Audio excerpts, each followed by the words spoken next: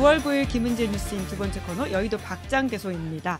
박장 멤버 2명과 함께 정치 뉴스 웃음 포인트 찾아보는 시간인데요. 바로 인사드리겠습니다. 두 분 안녕하세요. 안녕하세요. 네, 박장대소에서 박을 담당하고 계시는 박성태 사람과 사회 연구소 연구실장님이시고요. 장을 담당하고 계시는 공론센터 장성철 소장님이십니다. 안녕하십니까. 네, 앞에 오랜만에 친구들이 와가지고 두 분이 좀 아까 방송 전부터 반가워하고 신나하시는 것 같아가지고. 왜 목욕을 안 시켜줘요, 얘? 좀 꼬질꼬질한가요? 네? 왜 목욕 안 시켜줘요? 네, 지금 한때 저희가 비상계엄 시국부터 시작해서 대선까지 우리와 함께했던 소리와 풀이인데요. 그러니까 워낙 정치권에 말도 안 되는 소리들이 많다 보니까 그들의 이야기를 굳이 분석할 것도 없이 소리가 풀이가 반박했다라는 차원에서 이렇게 하면은 개 소리구나. 예. 이렇게 하는 거죠. 여의개입니다. 여의개. 네. 여의개 소리라는 친구들인데 왜 갑자기 오랜만에 이 친구들 등장시켰냐면 윤석열 씨 기사에 정말 강아지 이야기가 나와서인데요. 예, 지금 구치소에서 휴대전화 특혜를 받았다는 거 아닙니까? 구치소에서는 휴대폰을 반입 금지되어 있는데 지금 휴대전화에서 강아지 사진을 다수 봤다라고 하는 게 조국혁신당 박은정 의원의 조사에 따른 내용입니다. 혹시 그 기사 어떻게 보셨습니까? 그리워요. 그리워요. 누가 그리우시죠? 그래서 본 것 같아요. 윤석열 씨. 네. 그리운 본인의 강아지들을 생각하는 것이다. 강아지 특별한 생각하고. 의미를 부여할 수는 없다. 저는 뭐 특별한 의미를 부여하지 않습니다. 근데 일단 휴대폰을 봤다는 그게 문제죠. 그렇죠. 이미 이제 보도가 많이 됐던 건데 그게 중요한 문제고 나머지야 휴대폰으로 뭘 보든. 근데 이제 마음의 안식처를 걔한테 찾았다. 네, 이런 건 우리가 확인할 수 있을 것 같아요. 네, 아무리 전직 대통령이라고 하더라도 강아지가 그립고 반려동물이 그립고 반려인이 그리운 건 인지산정이긴 하지만 모두에게 가는 혜택은 아니잖아요. 그렇죠. 그러니까 특혜이기도 하고 이것에 대해서는 확실히 좀 구치소장 등을 징계해야 된다는 생각이 드는데 그냥 간만에 귀여운 저희 소리와 풀이를 보셨다라는 정도로 의미를 보시면 될 것 같고요. 윤석열 씨 보고 싶어요. 네? 라고 윤석열 씨가 키우던 개가 생각을 했을 것 같아요. 토리는 보고 싶을까요? 그래도 지금 잘 대해줬으니까. 예, 근데 또 다른 반려인과 함께 잘 살고 있다고 그때 봉지욱 기자가 영상을 한번 공개하신 적이 있거든요. 토리보다 못한 대통령이었다. 네. 토리는 제가 없습니다. 뿐만 아니라 윤석열 씨 관련돼서 또 재미난 기사가 하나 더 있는데요. 임기 당시에 전용기에 참이슬 페트병 10병을 싣고 탔다라고 하는. 기본. 그 기본이에요? 아니 윤모 희석 씨의 증언에 의하면 후보 이 정도면 이름 시절에도 들은 것 같은데요? 윤모 희석. 예. 절대 이름은 알릴 수가 없는. 궁금하다. 예. 그 후보 시절에도 그 1호차에다가 소주 맥주 넣어놓고 딱 이제 가기 전에 한 잔 먹고 차 안에다가요? 못한다 한 잔 말아라 막 그래서 막 먹었다잖아요. 그러니까 대통령이 되기도 전부터 후보 시절에 사실 총각을 다투면서 물론 대통령일 때도 일을 더 열심히 하긴 해야 되지만 후보는 자기의 생사여탈이 걸려있는 선거 레이스인데도 병인 것 같아요. 차에다가 소주와 맥주를 싣고 다니면서 마셨다. 그 정도는 병이죠. 뭐. 제가 볼 때는 그거는 윤석열 씨가 제일 잘하는 거였어요. 술 많이 먹는 거. 그거는 타의 추종을 불허했습니다. 예. 그래서 저처럼 사람과 사회를 분석하는 분이 분석하기에는 자랑하고 싶은 거예요. 그러니까 이만큼 먹어. 센 척? 네, 센 척. 그러다 습관이 되고 병이 됐어요. 제가 이제 충암고 동문 선배, 윤석열 씨의 선배한테 얘기를 들었었는데, 동문회 때, 그때는 이제 대통령 초반에 잘 나갈 때고, 만난 거는 후보 좀 전에 검찰총장일 때 충암고 동문회에서 봤대요. 근데 테이블마다 우리 식당 가면은 이 뚜껑이 파란색인 플라스틱 통 있죠. 예. 거기에 폭탄을 소주 반, 맥주 반에서 폭탄을 만든답니다.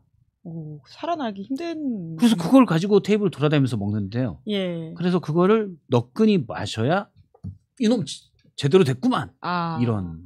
뭐 그런 차원에서도 오히려 지금 강제로 격리돼서 금주를 하고 있는 게 본인 인생과 건강에도 좋지 않나라는 생각이. 본인 인생에 되게 건강해지는 거죠. 그리고 그 건강은 꽤 오랫동안 지킬 수 있을 것 같아요. 무기징역, 최소 무기징역이긴 하죠. 예. 근데 저게 통치를 잘했으면 하나의 미담 사례가 될 뻔했죠. 전용기에 그래도 페트병 실는 게. 아니 전용기에다 이제 실어가지고 이제 동포들 만나면 그리운 소주를 같이 이렇게 폭탄주 한 잔 말아 드시고 미담이 될 수 있었는데 오늘 본인이 뭐 술 좋아해가지고 전용기 안에서 먹었을 것 같아요. 제가 볼 때 후레쉬 페트병 10개면은 재미동포들과 나눌 분량은 아니었다. 라는 생각이 듭니다. 혼자 다 먹나요? 아니 그러니까 아껴서 먹읍시다. 그러면 소주잔에다가 소주잔에다가. 폭탄 좀 만들어가지고 미담 페트병으로 소주잔에 따르는 거는 와. 주전자에다 넣어가지고. 두 분이 정치권에 오래 계셨잖아요. 이게 취재 그리고 이제 그 보좌하는 업무로 실제로 이렇게 술을 싸갑니까? 출장 갈 때 정치인들이? 처음 봤어요. 보신 적 뭐 있으세요? 없어요. 병에 걸린 거라니. 중독. 참. 치료가 필요한.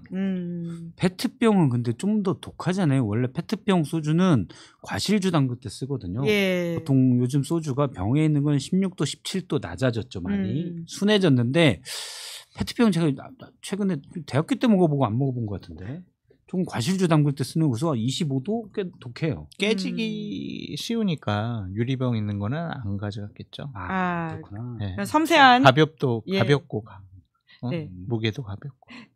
이러한 사실들을 애초에 폭로해주신 윤모 희석 평론가가 있다고 하셨는데 그분과 관련돼 있는 말말말이 보이는 것 같아서 그러면 바로 우리 박성태 실장님이 준비해 오신 말말말로 넘어가면 될 것 같습니다. 이걸 먼저 할까요? 예. 인증 패널입니다. 네. 인증 패널. 이 장동혁 대표가 한 말이죠? 예.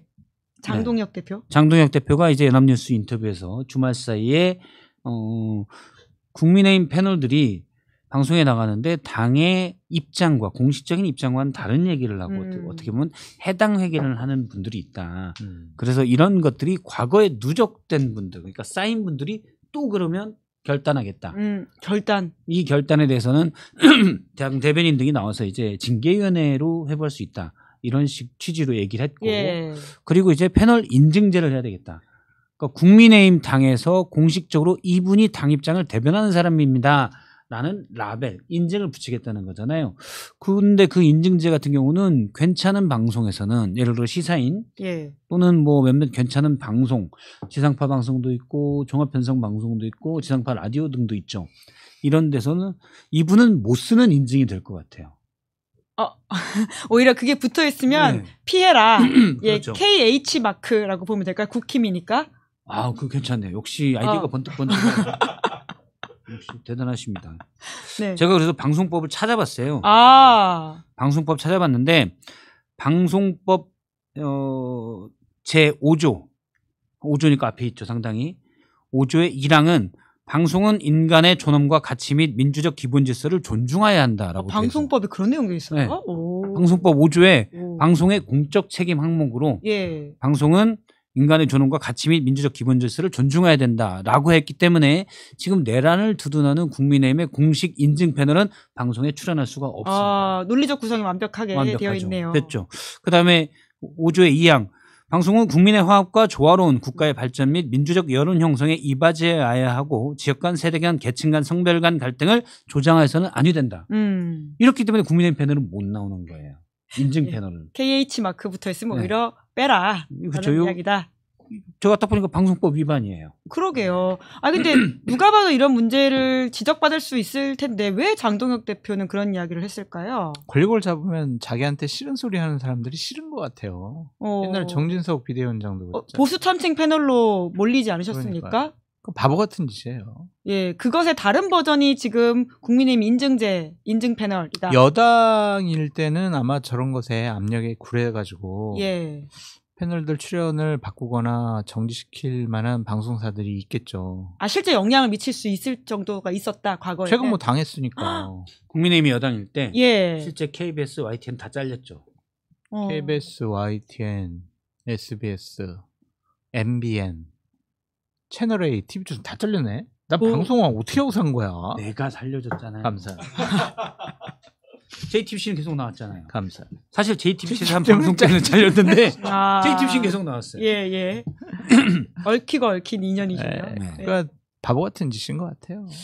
네. 뭐 하는 짓인지 모르겠어요. 이게 실제 효과를 발휘하기도 어려울 거고 뿐만 아니라 반발만 살 텐데. 오늘 아침에도 CBS 갔다 왔는데 거기서 뭐 PD분들이 모여서 얘기하는 걸 들었는데 그러니까 조롱하고 비아냥 하더라고요.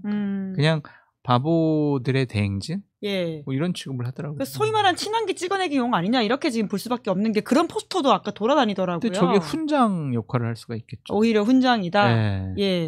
징계할 경우에는 소송해가지고 다 이기고 뭐 근데 사실 뭘 소송해요? 쫓아내려고 하는 거 아니에요? 근데 방송사에서 저 사람들 없으면 아까 뭐 보니까 그 포스터에 있는 거 보니까 그분들 없으면은 방송 못 하겠더만요. 근데 솔직히 저분들 안 나오면 제가 또 방송 횟수가 늘어나지 않을까 그런 좀 욕심도 좀 부려보고.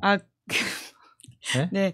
그러네요. 그렇지. 보수 패널로서 예. 역시 세상을 얽히고 설켜 있네요. 보수 쪽, 어떤 개혁 보수 쪽 이분들이 못 나오시면 그럴 때 제 몸값도 좀 높여 달라고 그러고 2배고 막 이렇게 부르면 괜찮은 아이디어 같은데. 장동혁 화이팅! 네. 그러기엔 오늘 말말말 또 장동혁 뽑아오시지 않으셨습니까? 화이팅 아니신 것 같은데요. 변달 장동혁. 예. 변신은 무죄다. 장동혁의 변신은 무죄. 변달은 변심의 달인. 변신의 달인. 예. 네. 변달인가? 변신의 달인. 예. 앞서 이제 오전 방송할 때는 배달도 나왔더라고요. 뭐 뜻이죠? 배달. 배신의 달인인가요? 근데 배달이 좀 나아 보이던데. 어제 이재명 대통령과 지도부 회동, 여야 영수회담을 하고 나서 친윤들이 그냥 완전히 부글부글 한다는 거예요. 그러니까 아니 저 사람 가가지고 이제 야당 탄압, 뭐 특검 이런 것 관련해가지고 어느 정도 좀 약속을 가져오지 않을까 그렇게 생각했는데 합의연구는 민생경제협의체 뭐 그런 거나 만드는 거. 뭐 하는 거냐 지금. 끌어내리겠다며. 인간 뭐야. 막 그런 분위기가 상당하고 또 장동혁한테 장동혁 당했구나. 그런 얘기를 많이 한다고 하더라고요. 장동혁한테 장동혁 당했다. 네, 그래서 되단히 배신감을 느끼고 있다. 그렇게 얘기를 하더라고요.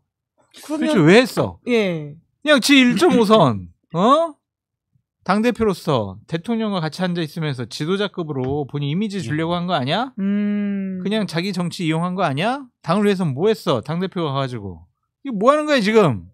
막 그러한 얘기가 많이 나오고 있다 그러더라고요. 그래서 이거는 이 변달은 친윤이 주체가 되는 거예요. 친윤 입장에서 보니까 장동혁은 변신 잘하는구나. 그런 생각을 한다 하더라고요. 근데 변신 사이클이 꽤 빨라졌어요. 그렇지. 그걸 이제 정확한 서술어로 하면 민첩하다. 상당히 민첩해요. 긍정적인 의미를 담고 계신 것 같은데요.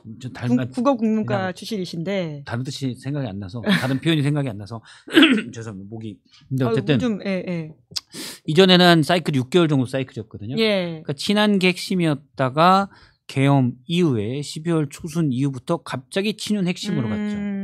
그 다음에 전당대회 8월 전당대회를 두고는 다시 전당대회 끝나니까 다시 중킥. 중도로 우리가 확장하겠다. 이랬다가 그러다가 그 정도 한 6에서 7, 8개월 정도의 사이클을 가지고 변신을 이분이 계속 하셨었는데 7일 연합뉴스 인터뷰에서는 패널 인증제를 실시하겠다. 당의 공식 입장을 하는 분들 한동훈 또 막 경고하고 당원 게시판 논란도 이거 짚고 넘어가겠다. 막 하고는 다음 날엔 또 대통령 만나서 제가 마늘과 쑥만 계속 먹었습니다. 악수 안 할까봐 이런 얘기하고 준비한 멘트라면서요. 네, 준비한 멘트겠죠. 그래서 진짜 당 대표가 된 뒤에 마늘과 쑥만 계속 먹었는데 100일 안 되는데 만나줘서 고맙다. 이런 얘기를 했었잖아요. 근데 이게 지금은 하루로 민첩하게 이랬다 저랬다 하는 것 같아요. 댓글에 조삼모사라는 이야기도 있고요. 하루도 안 걸리네요. 그럼 아침과 밤이 다르다. 네, 매일매일 조변석계라고 매일매일 입장을 체크해야 된다라는 이야기가 있고 또 뿐만 아니라 지금 유연하다. 유연한 리더십. 유연한 리더십이다. 변신이라고 하는 게 활력적인 리더십. 그렇게 보면 된다. 인증 받으시겠어요? 댓글창에는 누가 뽑았냐라는 식의 지탄도 있거든요. 그러니까 속은 사람이 문제 아니냐라는 취지의 또 이야기인 것 같은데 이럴 줄 몰랐냐라는 말씀이신 것 같은데요. 그러니까 근데 결국은 지금 또 그렇게 말씀하신 거 중킥, 그러니까 중도로 가려고 하니까 고성국 씨와 같은 분들이 일종의 지분을 요구하는 메시지를 냈다라는 이야기도 있잖아요. 지방선거 때 30석 이상 우리가 확보하겠다라는 식의 말을 했다고 하는데 장동혁 대표가 견딜 수 있을까요? 드디어 소리와 30석 주세요. 30석. 단체장 우리 우파들 구구파들이 연합할 테니까 단체장 30석 주세요. 네. 가능합니까? 왈왈이라도 해줘야죠. 가치가 없어. 약간 패널 인증제 신경 쓰고 계신 거 아니에요? 가치가 없어. 오늘 유달리 좀 말씀이 없으신 것 같은데요, 장 소장님. 가치가 없어가지고 얘기할 필요가 없어. 네. 지금 저도 장동혁 대표가 여기에 대해서 구체적으로 얘기는 하진 않을 것 같아요. 저거는 사실 받아들일 수가 없는 거고 김지원 최고위원이 이제 저거는 너무 나갔다.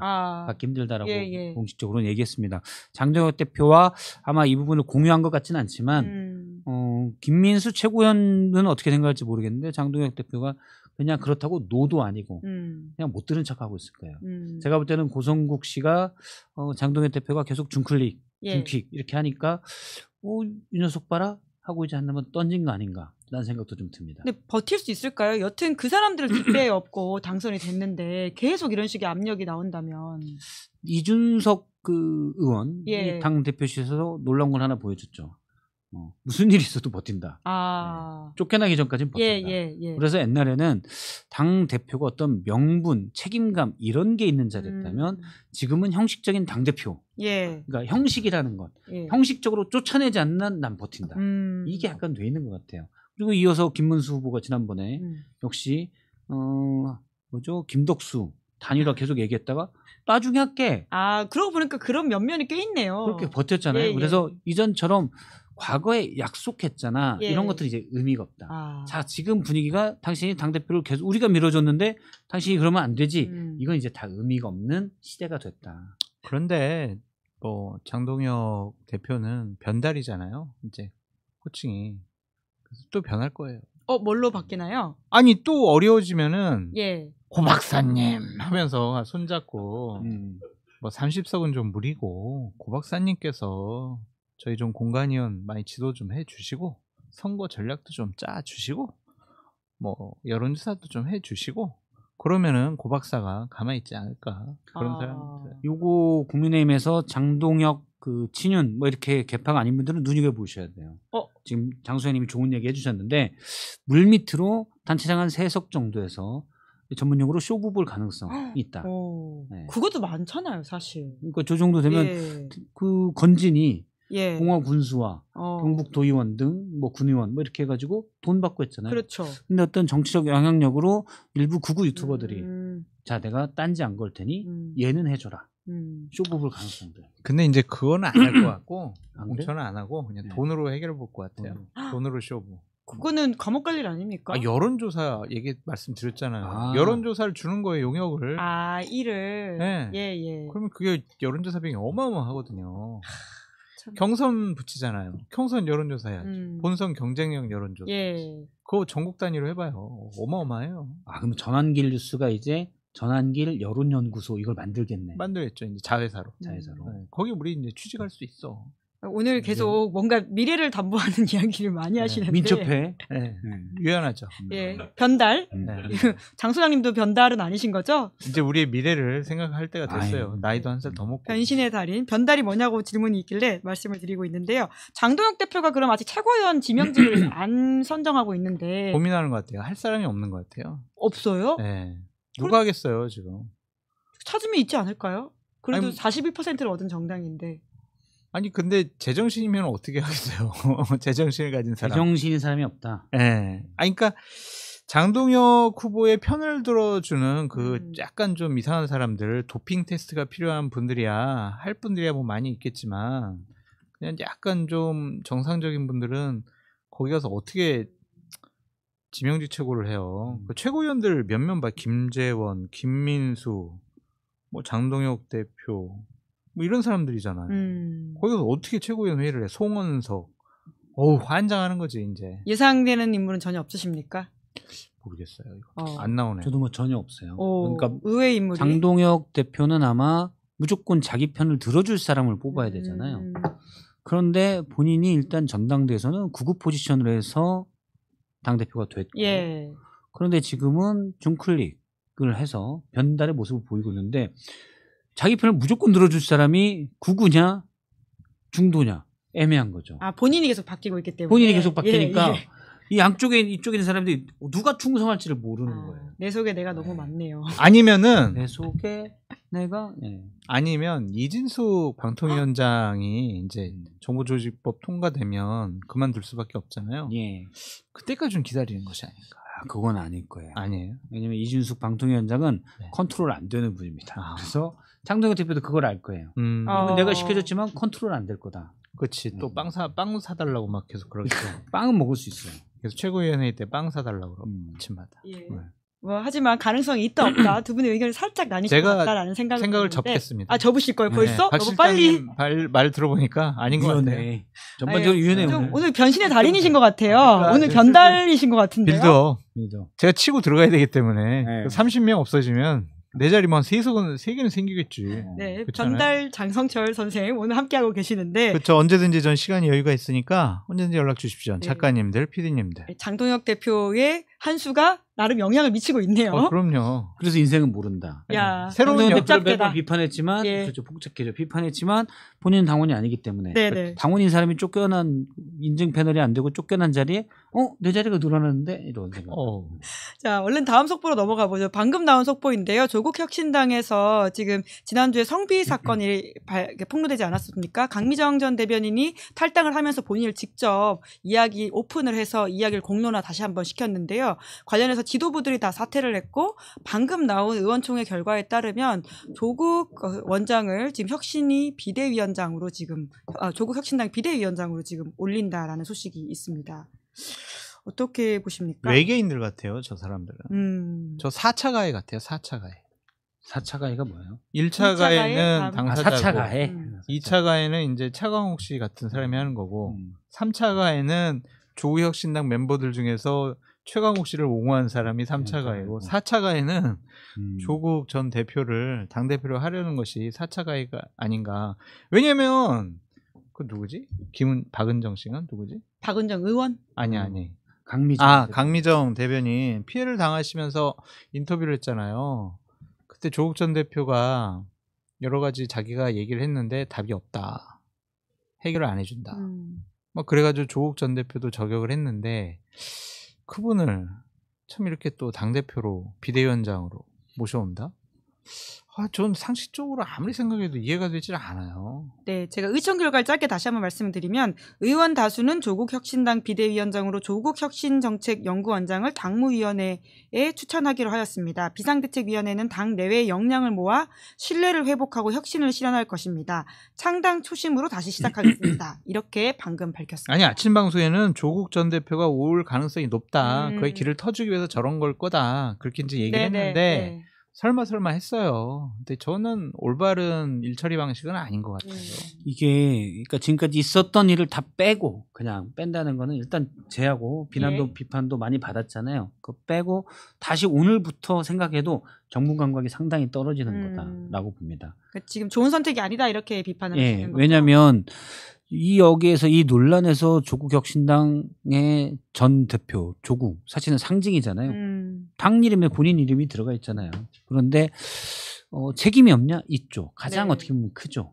뭐 제가 볼 때 3가지 정도로 얘기한다면 문제가 생겼는데 거기에 깊은 유례의 말씀 사과해놓고선 하는 게 일이 발생하고 이 비위의 처리 과정이 이제 또 문제였는데 그때 나는 당원이 아니었기 때문에 내가 얘기하는 것이 어떤 형식이나 절차에 어긋난다는 게 있었다. 빠져나갔잖아요. 우리나라 분들이 제일 싫어하는 게 무책임한 태도예요. 빠져나갔잖아요. 그게 1번. 그 다음에 2번은 그 강미숙인가요? 그 여성위원회 고문 조국혁신당에 그분이 10장짜리 손편지를 써서 오시면 이것 좀 신경 써달라고 했는데 그거 안 하고 다른 오히려 진보 매체들에서도 워워 좀 해라. 너무 자숙하는 모습이 사면받은 건데 자숙하는 모습이 안 보인다 싶을 정도로 대활동을 많이 했잖아요. 정작 본인 당은 안 챙겼잖아요. 그다음에 3번째 그젠가 올렸던 요 사진. 경청하는 모습을 담은 손사진. 그거는 거의 개사과에 빗댈 정도로 잘못된 정무적으로 잘못된 사진이에요. 그러니까 지금 더군다나 피해자가 있는 사건이잖아요. 그다음에 그 처리 과정에서 거기에 항의했던 분들도 제명됐고 이런 큰 사건인데 이런 사진 이미지로 그거를 메꾸려고 했다. 이거는 정무적으로 엄청 떨어지죠. 자, 그러면 조국 대표가 여기에 책임이 있다라고 많은 사람들이 판단하고 있는 때 다시 나왔죠. 저라면은 이때는 조국 대표는 빠져 있어야 돼요. 자숙하는 모습을 보여야 돼요. 그리고 다른 분이 비대위원장을 맡고 어차피 조국혁신당은 중심이 그냥 조국 전 대표예요. 아마 이제 이때 빠지면은 내가 맡는 당에서 내가 소외될 수도 있다라는 두려움도 있었을 것 같은데 그래서 안 되는 거죠. 이럴 때는 오히려 자기는 빠졌고 자숙을 해야 되는데 본인이 책임 있는데 본인이 혁신하겠다고 다시 나와요? 네. 말이 안 되죠. 이렇게 조국 전 대표가 사면을 막 받고 나왔을 때만 하더라도 장성철 소장님이 차기 대권 주자에 가장 가까이 가 있는 사람이다 이렇게 평가한 바가 있는데 천지일보에서 예. 어제 여론조사한 거 못 보셨어요? 못 봤습니다. 신천지 거라니까요 자꾸. 아니 여론조사한 게 그거 있어가지고 어떤 내용입니까? 22%가 나와서 월등하게 지금 여야 가릴 거 없이 여전히 가장 높습니까? 지도자 중에 제일 높았어요. 예. 다른 사람들은 뭐 10% 내외인데 22%배 이상이에요. 오. 여전히 그 기조가 갈 거라고 보세요? 그거에 자신감을 얻은 것 같아. 그런 여론조사에 본인들 해보면 예. 그래도 조국이다. 미래 권력 조국 이렇게 생각을 하니까 저렇게 조금 상식과 어긋난 판단과 결정을 하는 것이 아닌가 그런 생각이 듭니다. 근데 저는 이번 일은 조국 전 대표, 뭐 혁신정책연구위원장 지금 비대위원장 되지만은 저는 왜 전 대표가 편하니까 전 대표로 얘기한다면 치명적이다. 어느 게 이 일 처리가 아니면 그 전에 강미정 씨에 대한 입장을 이 1년의 이것까지요? 1년의 과정이 상당히 치명적이고 어쨌든 여권에서는 민주당과 조국혁신당에서는 유력한 대선 주자 중에 한 명이었죠. 저도 개인적으로는 가장 유력하다라고 봤어요. 왜냐하면 인지도가 가장 높습니다. 예. 그래서 정청래 대표도 있지만 그래도 조국 대표의 전 대표의 인지도가 더 높기 때문에 가장 어차피 나중에 뭐 당이 같은 당이든 아니든 단일화를 해야 될 것이고 민주당에 누가 나오든 대선 주자에 결국은 가장 유리한 고지에 있었는데 저런 부분이 정치적 내공이나 정책적 내공이 사실 조국 대표가 좀 부족하거든요. 그럼에도 불구하고 어쨌든 인지도가 높아서 어느 정도 될 것 같았는데 대신 그러면 중도층에서는 지지받기 못하기 때문에 국민의힘과 야권에서 합리적인 분이 나오면 불리할 수가 있죠. 본선은. 근데 이번 일은 되게 상처가 클 것 같아요. 그러게요. 법률권 경쟁 안에서도 사실 그렇죠. 이게 과연 효과적일까에 대해서 좀 생각해 볼 필요가 있다는 생각이 부족한 드는데요. 정무적 정책적 내공이 일찍 노출됐다. 그러니까 조국혁신당 관계자들은 아까도 얘기했지만 외계인 같다라는 생각이 드는 게 뭐냐면 어떻게 저런 말로 강미정 씨를 성희롱하고 성비위를 저질렀을까? 그리고 사무부총장 같은 사람은 성희롱은 범죄가 아니에요. 그런 얘기를 하고 있고 또 다른 당직자는 강미정 씨가 곡해하고 왜곡하고 있어요. 자꾸 이제 피해자 탓으로 돌리더라고요. 도저히 이해가 안 돼요. 난 정말 그분들의 생각이. 그러니까 다른 생각을 하는 거야. 이거는 완전히 우리랑은 다른 생각. 어떤 생각이죠? 그냥 그것이 만연해 있던가. 또 거기 원래 있던 누구야? 또 뭐 누구지? 그 2차 가해를 했다라고 하는 또 다른 가해를 했다고 하는 사람. 그 사람 같은 경우에는 조국 전 대표가 출소할 때 케이크하고 꽃다발 가져가고 그러니까 그 강미정 씨는 얼마나 공포스럽겠어요. 그런 것들을 보면 그거를 본 실질적으로 당한 청년 인턴 그분은 얼마나 두렵겠냐고. 야, 저 사람 진짜 권력자구나 이 당에서는. 그러니까 못 견디는 거죠. 그러니까 그런 것들을 또 방어하고 옹호하고 또 제대로 된 징계를 안 하고 그런 것들이 과연 맞나? 아무리 생각해도 이해가 되질 않아요. 저도 처음에 딱 원래 저는 그렇게 생각해요. 성비 물론 당연히 없애야지만 그 가해자 1, 2 있잖아요. 1, 2가 있는데 이분들이 딱 봐서 이분 관상이 그런 걸 짓을 저지를 사람인데 모르잖아요, 사실은. 그래서 그런 것들은 일어날 수가 있다. 없애야 되지만 일어날 수 있는 사고예요. 그러면 모든 것들이 이 시스템이라는 거는 사고가 일어났을 때 어떻게 대처하느냐. 그리고 또 하나는 사고를 줄이는 게 중요한 거죠. 그러니까 교육을 많이 하고 여기에 대해서 계속 예를 들어서 회사 같은 곳에서도 그런 교육 과정들이 있잖아요. 그런데 의무적으로 듣도록 하거든요. 1년에 한 번씩. 뭐 성희롱 방지 교육 같은 것도 듣고. 듣습니다. 그런데 그래도 이상한 놈이 있으면 일어나요. 근데 그 뒤에 처리를 어떻게 하냐가 중요한데 이번 처리 과정들을 보면 와, 이 정도라고 싶을 정도고 첫 번째는 그 문제점을 지적한 사람들이 2명이 제명됐다. 이거는 말이 안 되는 거거든요.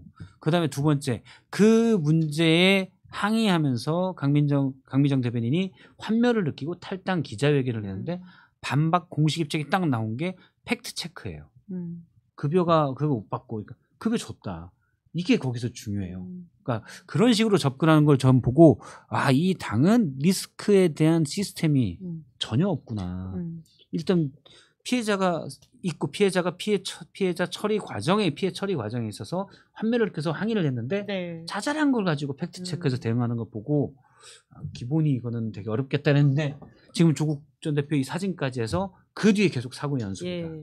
심지어는 지금 이제 책임지는 자리에 비대위원장으로 간다라고 하는 소식 때문에 저희가 좀 길게 이야기를 했는데요. 예. 혹시 우리 장성철 소장님께서는 과거에도 조국 전 대표한테 여러 좀 조언들을 해주셨는데 오늘 이 상황에 대해서는 어떻게 조언을 좀 해주고 싶으십니까?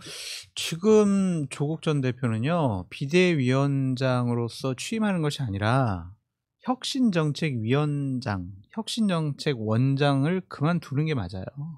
저기 아마 이제 연구원 싱크탱크 원장을 네. 했던 거. 근데 어쨌든 저 당직도 그만두면서 자숙과 성찰의 기회를 삼는 것이 좋다. 그렇게 말씀드려요. 모든 자리에서 버려야 채워져요. 버려야.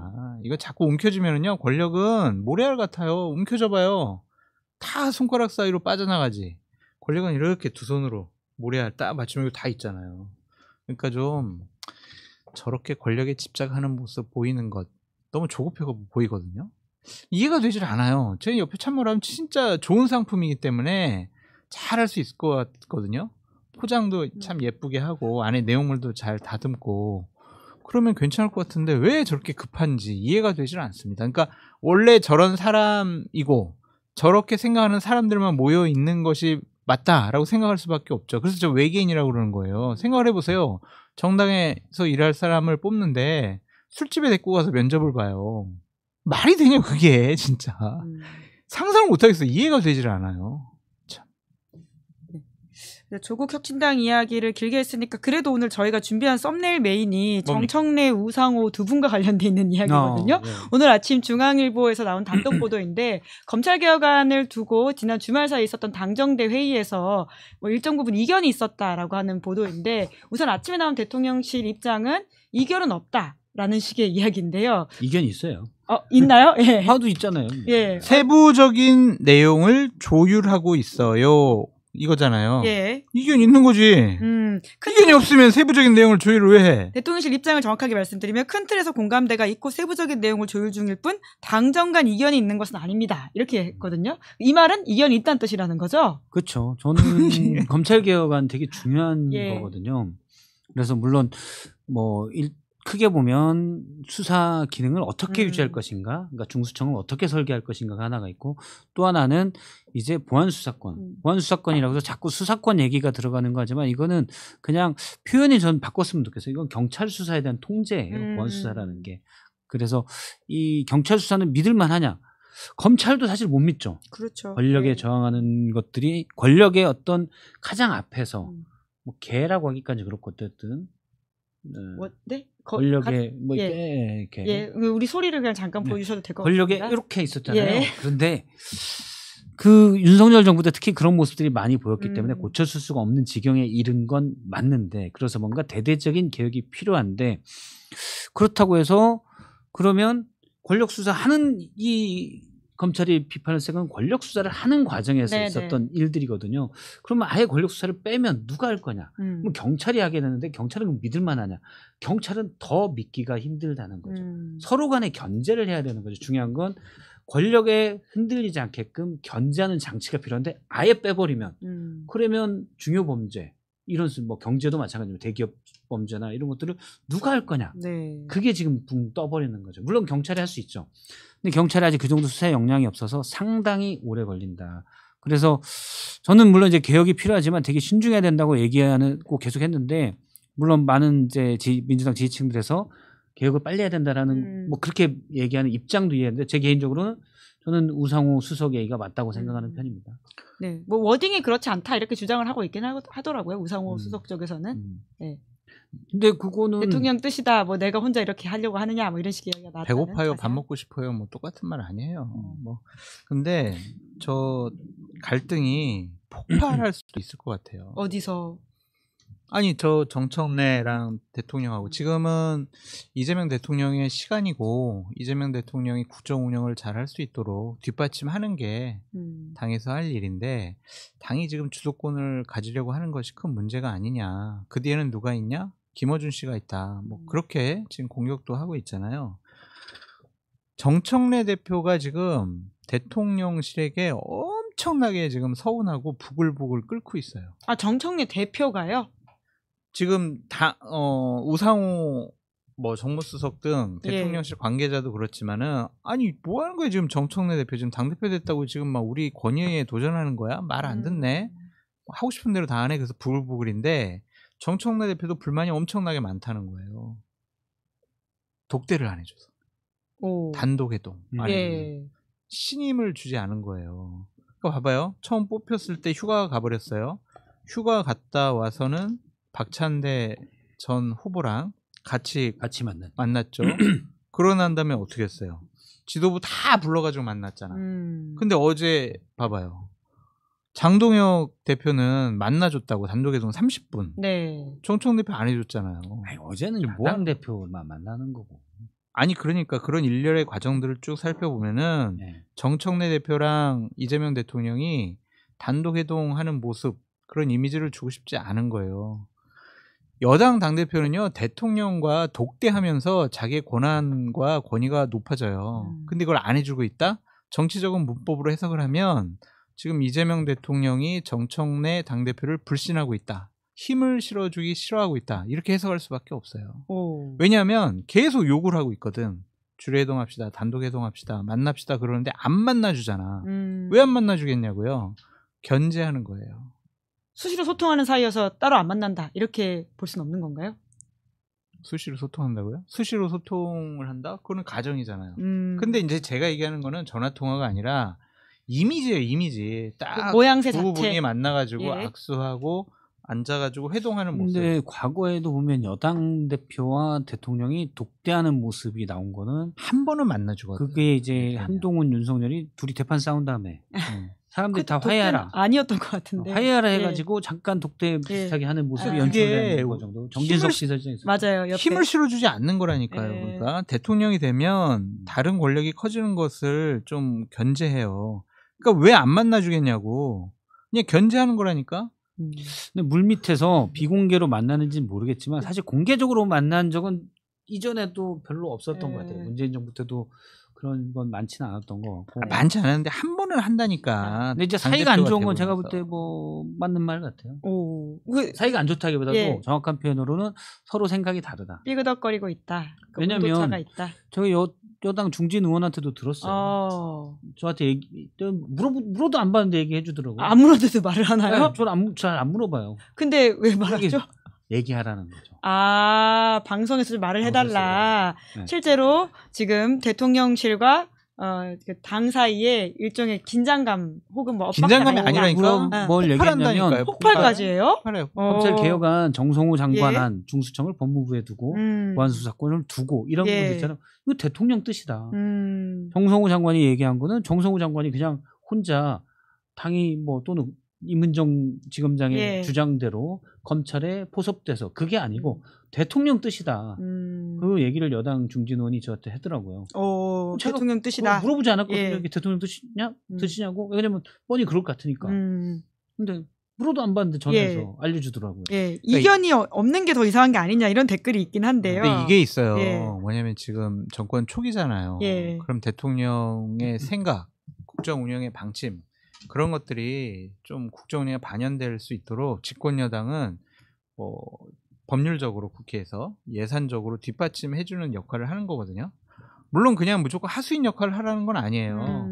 얘기는 할 수 있다니까요. 자, 검찰 개혁안에 대해서 우린 이렇게 생각합니다. 서로 논의를 할 수 있어. 근데 대통령을 이겨먹으려고 하는 게 지금 당과 대통령실의 관계의 불협화음의 근본적인 원인이에요. 근데 제가 볼 때는 지난 전당대회도 그렇고 이번 검찰 개혁안을 두고 그렇고 이재명 대통령의 스탠스가 저는 약간은 이해가 되는 게 있어요. 왜냐면 우리가 윤석열 대통령 시절에 그런 얘기 했잖아요. 당이 대통령의 하수인이냐. 저는 개인적으로는 지금 정부, 대통령과 정부의 입장이 검찰 개혁안에서 더 맞다고 생각해요. 제 개인적으로는. 그런데 우리가 윤석열, 한동훈 뭐 이럴 때든지 당이 하수인이냐. 당은 민심을 받아서 대통령한테 전달해 끌려다니라고 얘기했잖아요. 사실 이재명 대통령도 야당 대표실 그런 얘기를 계속했는데 본인이 이제서 당은 내 말 들어라. 하기는 애매한 거예요. 그렇기 때문에 그런 걸 공개적으로 입장을 표하기는 상당히 힘들다. 예. 댓글창에 대통령이 어제 그 정청래 대표와는 그 모임 전에, 그러니까 3자 회동 전에 단독으로 만났다라는 이야기가 있길래 찾아보니까 뭐 이런 보도가 있긴 합니다. 지금 보시는 것처럼. 그러니까 저런 게 그냥 억지로 만난 거라니까요. 그냥 같이 오니까 그냥 미리 한 30분 만났다고 해. 우선 30분 별도로 만났다는 보도가 있긴 합니다. 그러니까 제가 얘기하는 거는 딱 혼자 초청을 해가지고 둘이 만나가지고 공개적으로 악수하고 아까 얘기했잖아요. 둘이 앉아있는 사진 찍어주고 그게 여권에 주는 이미지가 다르다니까 의미랑 그러니까 그런 거 안 하고 그냥 다 같이 왔는데 그냥 별도로 만났어요. 별도로 뭐 비서실장하고 다 같이 만났겠지. 그거는 중요하지가 않다니까요. 저런 거 자체가 힘을 실어주기 싫어하는구나라고 해석할 수밖에 없어요.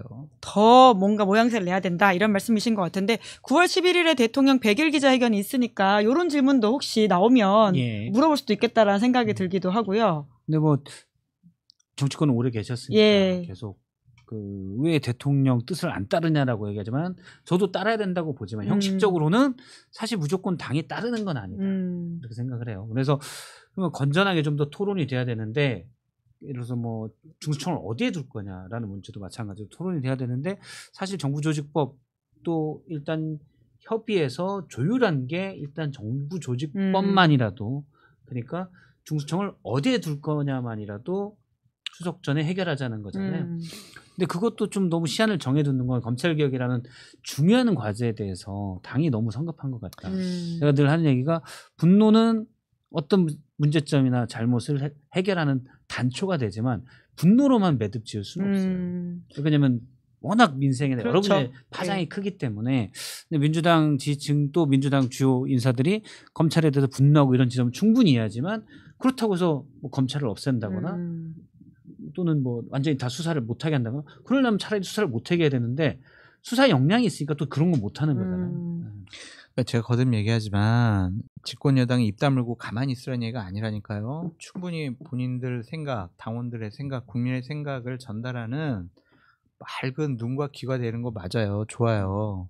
근데 대통령을 이겨먹으려고 해서는 안 된다니까. 이 검찰 개혁안과 관련해서는 우상호 정무수석이 막 큰 소리 쳤다라는 거잖아요. 그 전에 정성호 법무장관도 얘기를 했고 그 전에 대통령께서도 경찰 권력의 비대화 이 부분에 대해서는 좀 신중하게 논의를 해라라고 했는데 그냥 당에서 밀어붙이잖아요. 그러니까 그것이 잘못됐다는 말씀을 드려요. 그러니까 대통령실에서는 더 키워줘서는 안 되겠네, 견제해야 되겠네, 힘 실어주면 안 되겠네, 이런 게 단독 회동을 안 받아주는 근본 원인이 아니냐 그런 생각이 듭니다. 네, 이겨먹으려고 해서는 안 돼요. 네, 저희가 주시하도록 하고요. 시간이 이제 5분도 안 남았으니까 100일 기자회견 관련해서도 혹시 두 분이 이런 질문을 좀 했으면 좋겠다, 이런 질문이 나왔으면 좋겠다, 나라면 그 자리에서 이걸 물어보겠다라는 게 있으신지도. 최교진 교육부 장관 그대로 임명하실 거냐. 아이들에게 술 먹여서 그리고 음주운전한 사람이기도 하고 성적 떨어지면 따귀를 때리는 그런 사람이 교육부 장관으로서 적임자라고 생각하시는 거냐, 인사검증을 잘했다고 생각하시는 거냐, 그거 여쭤보고 싶어요. 네, 혹시 또 저는 뭐 다른 것보다 앞서 이제 다시 돌아가는 거지만 검찰개혁에 대한 대통령의 명확한 방향, 뜻 이런 걸 좀 물어보고 싶어요. 왜냐하면 되게 중요한 문제인데 그렇죠. 이게 나올 것 같은데요. 중수청도 있겠지만 사실 보안수사권 이런 것도 민생 관련 문제거든요. 그런데 그런 것들을 좀 물어보고 싶다. 꼬리에 꼬리를 무는 질문이 있다면 뭘 더 하나 물어보고. 예를 들어서 그거는 제가 뭐 대통령보다는 정청래 대표에게 물어보고 싶은 게 예를 들어서 검찰의 문제점이 뭐였냐? 물론 비리 있고 스폰서 있는 검사도 많고 그런데 그걸 떠나서 권력에 대해서 바짝 무릎 꿇고 힘을 가진 조직이 권력의 사냥개가 됐다는 게 문제잖아요. 그러면 중수청으로 갔어요. 예를 들어 수사 부분만 특수수사 부분이죠. 이거만 빼서 중수청으로 갔어요. 그러면 중수청은 행안부 산하에 있고 행안부 장관은 대통령에 또 있는데 지금 이재명 대통령은 괜찮다. 그럴 수 있어요. 자, 그러면 만일에 뭐 10년 뒤든 국민의힘이 다시 잡았어요. 그럼 중수청이 행안부 산하에 있으면 괜찮은 거예요. 그리고 국가수사위원회가 견제를 하도록 돼 있다. 거긴 또 총리 산하예요. 그럼 괜찮은 거예요? 그렇게 되면 사실은 법무부 산하에 있던 검찰청은 권력에 대한 게 오랫동안 훈련이 되었던 조직이거든요. 윤석열 정부가 망쳐놨지만. 근데 그런 부분에 대한 건 좀 답이 없는 것 같다. 네.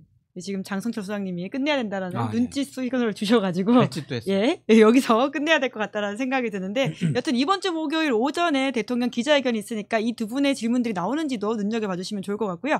다음 주에 기자회견에 대한 이야기를 좀 이어가도록 하겠습니다. 그럼 오늘은 여기까지 하겠습니다. 두 분 수고 많으셨습니다. 감사합니다. 네, 김은재 뉴스인 9월 9일 준비한 방송 여기까지고요. 저는 내일 오후 5시에 김종대 전 의원과 함께 돌아오겠습니다. 내일 동반석에는 이용우 의원이 앉을 예정이니까요. 많은 관심 부탁드리고요. 오늘 방송 재밌게 보셨다면 구독, 좋아요, 알림 설정 부탁드리겠습니다. 고맙습니다. 시사인이 만드는 정치 라이브 김은재 뉴스